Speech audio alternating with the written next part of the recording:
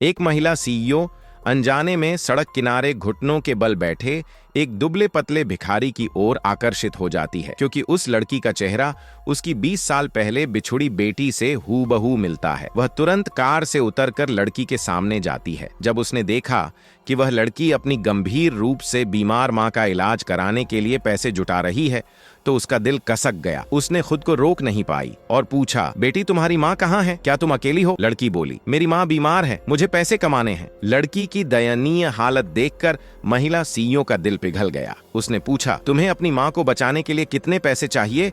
लेकिन जब लड़की ने मुंह खोला तो बोली, 30 लाख रुपए। इस संख्या को सुनकर पास खड़े बटलर की आंखें फटी की फटी रह गईं। उसने तुरंत कहा, मैडम, ऐसे सड़क के भिखारी 10 में से 9 धोखेबाज होते हैं, आप धोखा मत खाइए। लड़की गिड़गिड़ाते हुए बोली, दादी मैं झूठ नहीं बोल रही, प्लीज मेरी माँ को बचा लीजिए, मैं जिंदगी भर आपकी सेवा करूंगी। लड़की की आंखों में अपनी बेटी का प्रतिबिंब देखकर सीईओ का दिल फिर से पिघल गया। उसने लड़की से एक सौदा किया, अगर तुम मेरे साथ घर चलो तो 1 महीने बाद मैं तुम्हें तुम्हारी माँ के इलाज के लिए 30 लाख रुपए दूंगी। इस तरह वह लड़की उस आलीशान महलनुमा घर में आ गई। लड़की बहुत समझदार थी। जब उसने देखा कि सीईओ काम से थककर सोफे पर सो गई हैं, तो वह चुपचाप एक गर्म पानी की बाल्टी लेकर आई और उनके पैर धो दिए। यह दृश्य देखकर सीईओ को अपार सुकून मिला, जैसे उनकी बेटी सचमुच लौट आई हो। लेकिन यह सुकून ज्यादा देर नहीं टिक सका। उस रात जब बटलर लड़की का बिस्तर ठीक कर रहा था, उसे एक जेड पन्ने की लटकन मिली। सीईओ उस लटकन को बहुत अच्छी तरह पहचानती थी। बटलर गुस्से से भर उठा और वह लटकन लेकर डाइनिंग रूम पहुंचा। लड़की का हाथ पकड़ा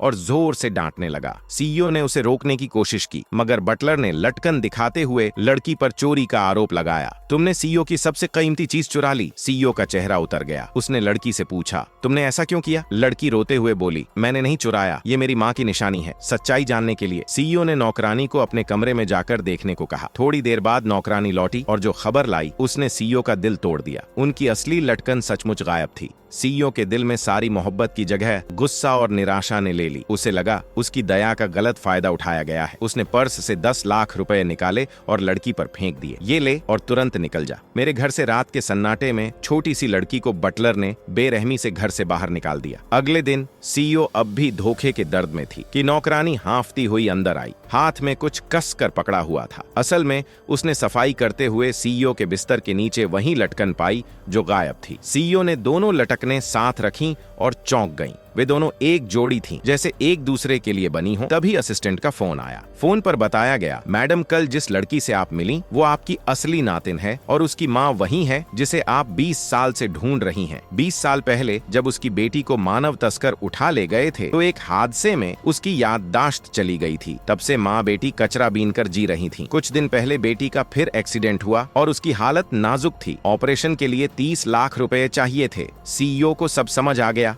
उसने खुद अपने हाथों से अपनी ही बेटी और नातिन को घर से निकाल दिया था। वह तुरंत अस्पताल की ओर दौड़ी। वहां पहुंचकर उसने छोटी लड़की से पूछा, फूल आज पैसे का इंतजाम हुआ? लड़की बोली, ये कार्ड है, इसमें 10 लाख हैं। डॉक्टर बोला, माफ करना, हम जितना हो सका किया, पर तुम्हारी माँ के अलावा भी बहुत से मरीज हैं जिन्हें इलाज चाहिए, हमें अफसोस है। अभी किसी ने कहा, आप लोग लिन शियाओहुआ को ढूंढ रहे हैं, उनका वार्ड उधर है, आइए। डॉक्टर बोला, हमने पूरी कोशिश की तुम्हारी माँ का ऑपरेशन रोकने की, लेकिन अब और नहीं हो सकता। तभी किसी ने आकर कहा, छोटी हुआ, तुम्हारी माँ अब बच सकती है। लिम ग्रुप ने हमारे अस्पताल में एक चैरिटी फाउंडेशन बनाया है जो जरूरतमंदों की मदद करता है। तुम्हारी फाइल मंजूर हो गई है, ये फॉर्म लो और लिम ग्रुप जाकर लिन मैडम से साइन करवा लो, तो तुम्हारी माँ का ऑपरेशन हो जाएगा। लड़की भागती हुई बोली, मैं अभी जाती हूँ माँ, तुम मेरा इंतजार करना। उधर किसी ने कहा, लिन शियाओहुआ की माँ का नाम क्या है? नर्स बोली, लिन जिवेई। ये सुनकर सब हैरान रह गए, क्योंकि सीईओ का नाम भी लिन जिवेई था। सब समझ गए वो छोटी लड़की सचमुच उन्हीं की नातिन थी। कहानी यही नहीं रुकती, आगे और भी दिल को छू लेने वाला मोड़ आने वाला है।